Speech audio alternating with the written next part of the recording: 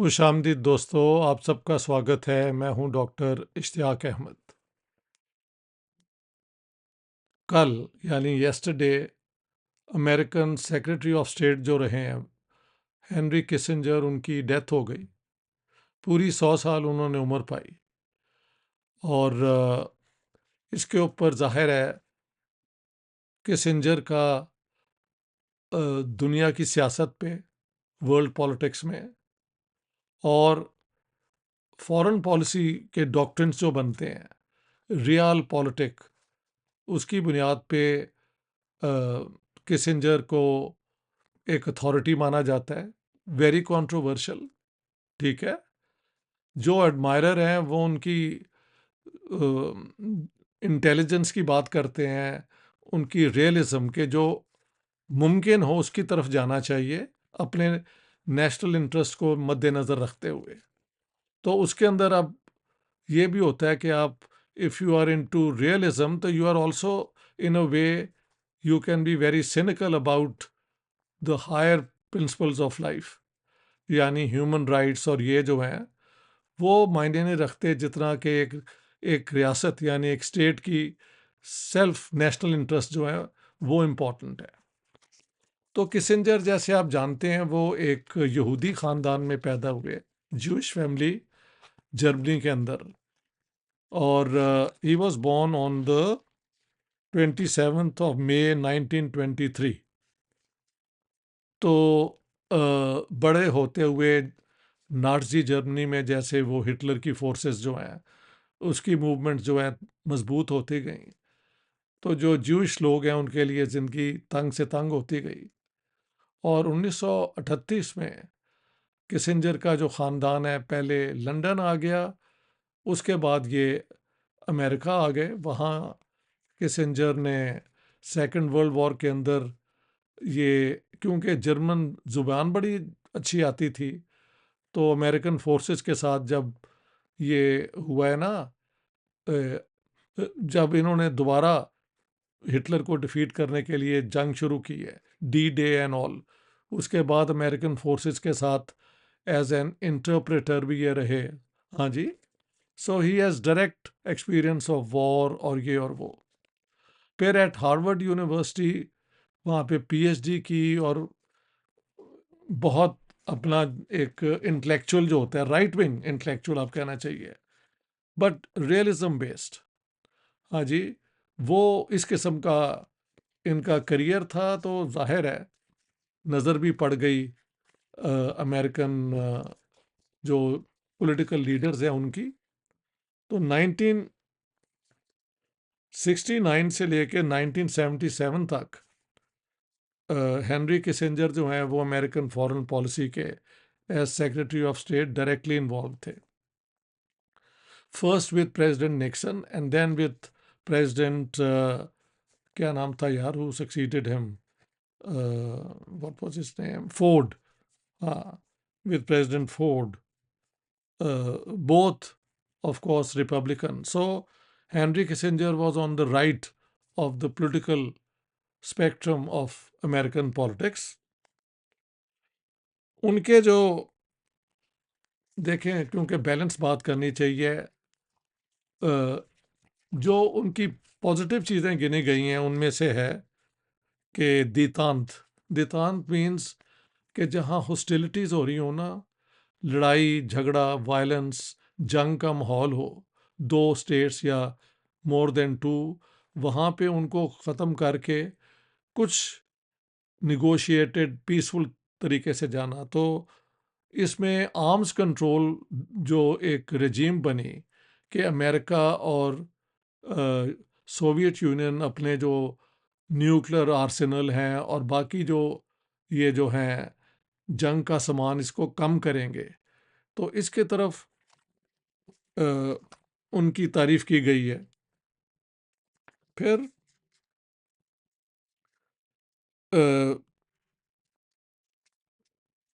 एक जो उनका कारनामा है जिसका बात को दुनिया में और अब अमेरिका को उसका बड़ा यानी that has come to haunt the American, वो ये है कि उस ज़माने में कम्युनिज़्म का जो अट्रैक्शन था बहुत था 69-70 के पीरियड में।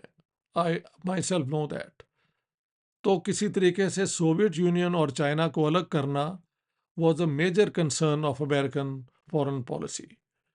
तो यहाँ पे किसिंजर ने और प्रेसिडेंट निक्सन ने कोशिश की कि चाइना को वू किया जाए, और चाइनीज़ भी सोवियत यूनियन से ज़रा उनके कोल्ड किस्म के रिलेशंस हो गए थे। द वार्मथ हैड डिसअपियर्ड, और वो चाइना के अंदर एक अपनी नेशनलिज्म हमेशा रही है।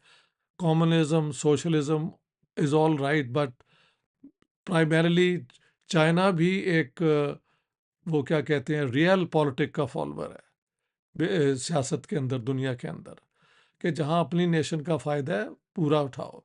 तो किसिंजर ने फिर इंतफाक की बात है पाकिस्तान के ज़रिए चाइना के साथ रिलेशंस इस्टेब्लिश किए। सीक्रेटली ये he came to Pakistan. Yahya was then ruling Pakistan, और इनको भेजा गया, ये वहाँ जाके माओ जेटुंग और चुवन लाई और इन सबको मिले। So the American Chinese relationship जो बना ना, उसकी बुनियाद किसिंजर ने डाली, और अब वही चाइना चाइना जो है एक मेजर इकोनॉमिक पावर बन चुका है और एक मेजर मिलिट्री पावर बन चुका है, और अमेरिकन को सरदर्द बन गया वो China. So any how this is one of the things China did, Kissinger achieved. फिर 73 की जो जंग हुई बिटवीन इजिप्ट, सीरिया और ये मुल्कों की विद इज़राइल, तो जंग के बाद जो फिर shuttle diplomacy, Kissinger was travelling a lot from one capital to another, जैसे आजकल ये एंटनी ब्लिंकन कर रहे हैं, going all over. So Kissinger was doing the same. और किसिंजर ने खुद लिखा है कि जब ये जंग हो रही थी, तो जब इसराइलियों का देवर इन अ पोजीशन ऑफ वीकनेस, और ये अपना इजिप्शियंस एडवांस कर रहे थे, तो मैंने उसको इस तरह जंग को उसको हैंडल किया कि जब तक अ, ये पलटा ना हो जाए और इसराइलीज़ को एडवांटेज ना हो जाए, तब तक कोई इंटरवेंशन ना की जाए। लेकिन जब इंटरवेंशन की गई, तो वो इसराइल की सपोर्ट में की गई। हाँ जी, तो that's it, one can understand. लेकिन बाद में फिर बिकॉज ऑफ हिम ये एक वो क्या कहते हैं, इस इलाके में एक अमन का भी माहौल पैदा हुआ, whatever you want to call it. और इस तरह किसिंजर ने जो है सिनाई का desert well back to Egypt मिला, तो इजिप्ट की और इसराइल की डिप्लोमेटिक रिलेशंस भी शुरू हो गए। तो these are considered some of the positive things of Kissinger. लेकिन किसिंजर पे वॉर क्राइम्स का भी है, और कोशिश भी हुई है कि he should be charged for crimes against humanity. वो केस चल नहीं सके, उसमें हम गिन लेते हैं। उसमें गिना जाता है कि हाँ, एक अचीवमेंट कह लें बट वेरी कंट्रोवर्शियल, कि वियतनाम वॉर में किसिंजर ने और जो वियतनाम के निगोशिएटर थे, his name was Le Duc Tho, उनके साथ सीक्रेट निगोशिएशंस पेरिस में की, और वहाँ पे सीज फायर की तरफ अरेंजमेंट हुई, जिसके ऊपर वो क्या कहते हैं, नोबेल प्राइज़ दिया गया किसिंजर को और थो को। थो ने वो रिफ्यूज़ कर दिया, रिफ्यूज़ करने एक्सेप्ट करने के लिए, because although they had agreed to cease fire, लेकिन फिर भी अमेरिकन बम्बार्डमेंट होती रही। बाद में किसिंजर ने एक्सेप्ट कर लिया, कहते हैं बाद में उसने कोशिश की वापस देने की, I don't know, but that's one thing we can say that उसकी जो पॉजिटिव अचीवमेंट्स हैं। But this one was very controversial. War crimes में जो उनके ऊपर इल्ज़ाम है वो है कि during 1969 when Nixon wanted to start bombing Cambodia, Laos और ये इलाके, तो किसिंजर ने और उन्होंने फिर पहले Kissinger was hesitant, then he agreed, और फिर इन दोनों ने मिल के कारपेट बॉम्बिंग करवाई।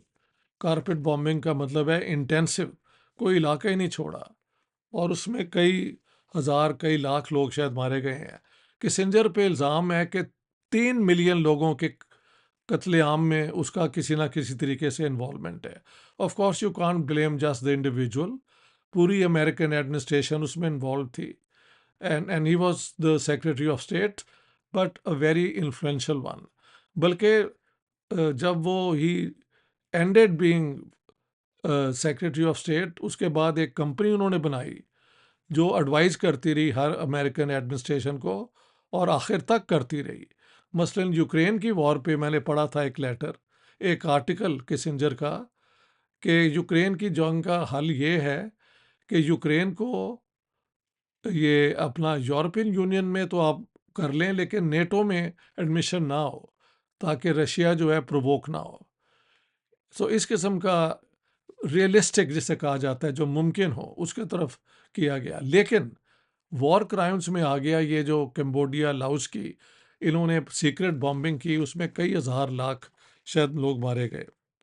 इसी तरह ये जब चाइनीज़ के साथ हो रहा था सीक्रेट पिंग पोंग डिप्लोमेसी जिसे कहा जाता है, तो उसी दौरान में याह्या खान ने मिलिट्री एक्शन किया हुआ था फॉर्मर ईस्ट पाकिस्तान यानी बांग्लादेश में, जहाँ पे किसिंजर और निक्सन ने पाकिस्तान की साइड का सपोर्ट किया, और बल्कि इंडियन गवर्नमेंट को वार्न भी किया, थ्रेटन भी किया, और ख़ासी बदतमीज़ी ज़ुबान भी इस्तेमाल की फॉर इंदिरा गांधी। अब मैं देख रहा था कि इंडियन जो है ना, ये चंद जो आजकल ये राइट विंग के कमेंटेटर्स हैं, वो कहते हैं नहीं जी, बाद में तो Nixon became a great friend of India, but well maybe that is true, things change a lot, but in during the civil war but in East Pakistan now Bangladesh, Kissinger supported Yahya Khan, and कहा जाता है कि वहाँ पे genocide जो हुई, although people claim 3 million dead, my own research says 300,000 killed. That's a very large number. इसके अलावा एक और बहुत बड़ा है किसिंजर के ऊपर डायरेक्ट इल्ज़ाम, और वो ये है कि ये जो इलेक्टेड गवर्नमेंट थी चिले की, वहाँ पे एलांदे की एक मार्क्सिस्ट गवर्नमेंट इलेक्ट हुई थी डेमोक्रेटिकली, उसको सीआईए के ज़रिए इन्होंने वहाँ पे कू करवाया, और जनरल पिनोचेट जो एक एक्सट्रीम राइट विंग के आदमी थे, ही ओवरथ्रू द गवर्नमेंट। तो किसिंजर के ऊपर ये बहुत बड़ा इल्ज़ाम है कि इसके अंदर he was directly involved. Once again Indonesia को 1975 में इन्होंने बुला के उनके लीडर्स को इनकरेज किया कि आप ईस्ट टीमोर में जाके तो कब्ज़ा कर लें, क्योंकि ईस्ट टीमोर के अंदर जो फ्रीडम मूवमेंट थी उसमें लेफ्टिस्ट जो हैं वो डोमिनेट कर रहे थे। सो कुछ लोग तो आखिर तक कोशिश करते रहे कि he should be put on trial as a war criminal, लेकिन वो हो नहीं सका। अब जब उनकी डेथ हुई है किसिंजर की, तो अमेरिकन प्रेसिडेंट जो हैं और पॉलिटिशियंस वो उनकी बहुत तारीफ कर रहे हैं, that he was a very great thinking mind. इसमें कोई शक नहीं कि किसिंजर ने अमेरिकन फॉरेन पॉलिसी को बिल्कुल रियल पॉलिटिक, यानी जहां अमेरिका का इंटरेस्ट है वहां पे हर वो चीज़ को साइड पे छोड़ के उसको परसू किया जाए। और कहा जाता है कि किसिंजर ने कहा कि चिली में जब ओवरथ्रो की गवर्नमेंट, तो कहा कि बिल्कुल सही है, अगर चिलियन लोग कम्युनिस्टों को इलेक्ट करते हैं तो ऐसी हुकूमत को गिराने में कोई फ़र्क नहीं पड़ता। So nothing to do with democracy and the democratic process. इसके अलावा मैं समझता हूँ किसिंजर का एक हद तक व्हेन ही वाज इन्वॉल्व्ड, यानी इंडिया की सियासत में भी उसका during Indira Gandhi period negative role ही रहा है फॉर इंडिया। याहिया खान को सपोर्ट करते रहे। So anyhow the man is dead. There is no denying कि एक तो अमेरिका के सेक्रेटरी स्टेट होना, and not any secretary of state, but one who brought a whole theory of realpolitik, realism जिसे कहा जाता है कि कैसे फॉरेन पॉलिसी जो है उसमें अपने नेशनल इंटरेस्ट को देखो। और कई जगह पे उन्होंने ये जो है ना इजरायली लीडरशिप को भी क्रिटिसाइज किया। और एक जगह पे तो ये भी मैंने पढ़ा है कि उन्होंने कहा कि ये यहूदियों को तारीख में जो इतना इनके ऊपर अटैक होते रहे हैं तो इनके अंदर भी कुछ खराबी होगी। नाउ अ ज्यू saying it is very interesting. मैंने क्योंकि अभी तैयारी की सारी, तो I have done my reading. Any how Kissinger is now gone, but he has left his mark on the history of contemporary politics, well, recent politics कहना चाहिए, where human rights became a side issue, democracy को sabotage करना was no problem, और communism के spread को रोकने के लिए हर वो हरकत जो आप कर सकते हैं वो अमेरिकन फॉरेन पॉलिसी का मेन अप्रोच बन गया। सो दैट्स हेनरी किसिंजर, जिनको वॉर क्राइम्स और वॉर क्रिमिनल भी लोग कहते हैं, and some people wanted to put him on trial. So that's Kissinger. Thank you sir, thank you friends, this is what I had to say about Kissinger.